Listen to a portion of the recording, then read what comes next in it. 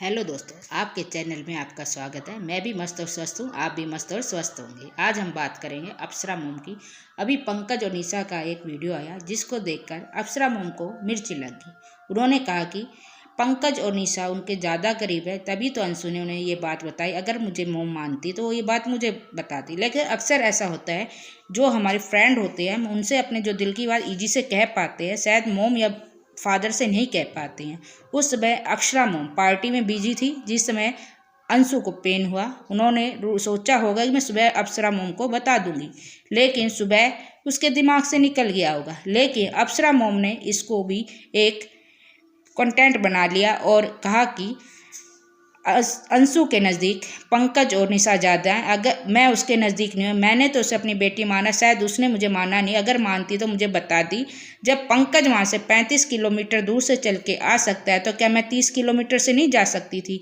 अगर अंशु मुझे वहाँ बताती तो मैं उसे डॉक्टर के पास ले जाती। क्या पता क्या करती क्या ना करती। इससे पता चलता है कि अप्सरा मोम ने अंशु को फिर से ट्रोल करने का कार्य किया। अगर वह चाहती तो इस बात को ये ख़त्म कर सकती थी, लेकिन उन्होंने नहीं कहा। उन्होंने अपने वीडियो में कहा कि उनके बेटे बहू सचिन और मनीषा, पूजा और रंजना को ट्रोल ना किया जाए। लेकिन उन्होंने एक बार भी ये नहीं कहा कि अंशु को ट्रोल ना किया जाए। इससे पता चलता है कि अपने अपने होते हैं, किसी को कहने से वो बेटी नहीं बन जाती है। अगर इसकी जगह उनकी खुद की बेटी होती, क्या वह इस तरह का वीडियो बनाती? बिल्कुल नहीं बनाती। वह चाहती कि उनकी बेटी ठीक हो जाए, तब उसे इस बारे में बात करती। अक्सर घरों में होता है, जब बच्चा प्रेग्नेंट होते हैं तो बच्चों को ज़बरदस्ती भी करनी पड़ती है, तो हमें उन्हें काम करने से रोका जाता है। लेकिन अप्सरा मोम ने कहा कि आजकल के बच्चे बात नहीं मानते हैं। अब वह रंजना को कैसे ही सारी बातें हिदायत देती है, अपनी बहुओं को कैसे समझाती है। अगर अंशु उनकी बात नहीं मानती तो क्या वह उनके कहने पर अंबाला जाती? अगर मान भी ले वो प्रेशर में गई, क्योंकि सचिन ने अपने वीडियो में कहा था कि जो व्यक्ति नहीं आएगा उससे मैं अपना रिश्ता तोड़ लूँगा। अंशु पे प्रेशर था। इस हालत में वो नहीं भी जाती तो लोग ट्रोल करते, कहते कि वह जानबूझ के नहीं गई, वो तो अपना मतलब ही है। जब उसे जरूरत थी, इनकी वजह से बनी है। ये कहाँ का न्याय है कि अगर कोई व्यक्ति किसी की हेल्प कर देता है, यदि आपने कन्यादान किया है तो क्या हर वक्त उस कन्यादान की कीमत वसूलेंगे?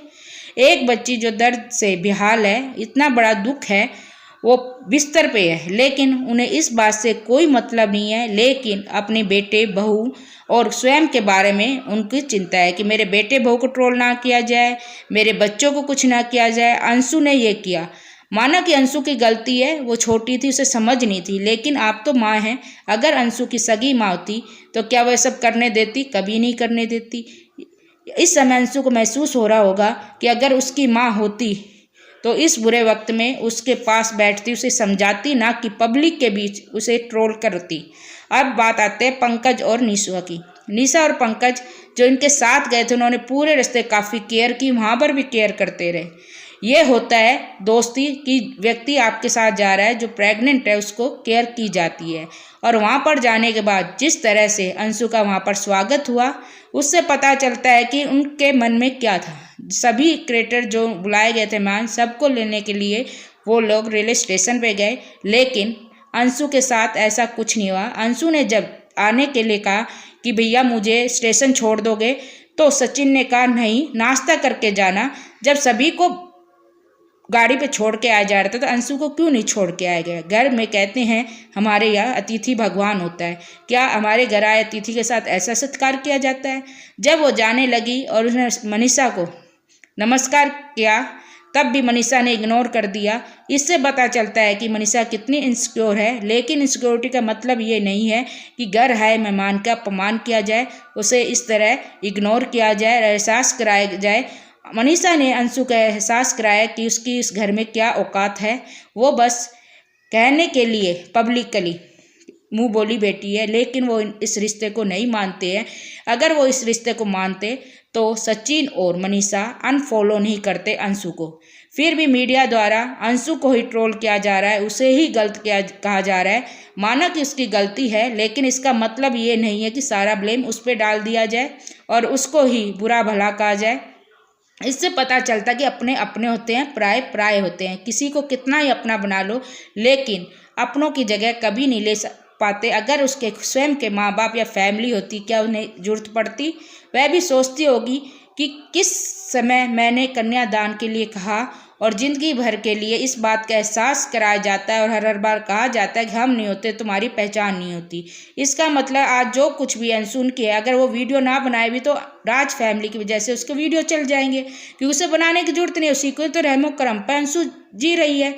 इस दुख की घड़ी में भी राज फैमिली को अपने परिवार और अपने वीडियो के अलावा कुछ नहीं सूझ रहा। उनकी खुद की बेटी ने कितनी बार ही भैया भाभी के विरुद्ध बातें की, लेकिन क्या उन्होंने उनके विरुद्ध कोई वीडियो बनाया? नहीं, क्योंकि वे उसके खुद के भाई भाभी हैं और खुद की बहन है और खुद की बेटी है, इसलिए उन्होंने पूजा के खिलाफ कोई वीडियो नहीं बनाया। लेकिन अंशु के विरुद्ध तुरंत ही वीडियो बना के पब्लिक के बीच ट्रोल कर दिया और पैसे बटोरना शुरू कर दिया। उन्हें एक बार भी नहीं सोचा बच्ची इस समय किस दर्द से गुजर रही है। आप लोगों की इस बारे में क्या राय है? अगर आपको ये वीडियो पसंद आए तो लाइक और सब्सक्राइब करें।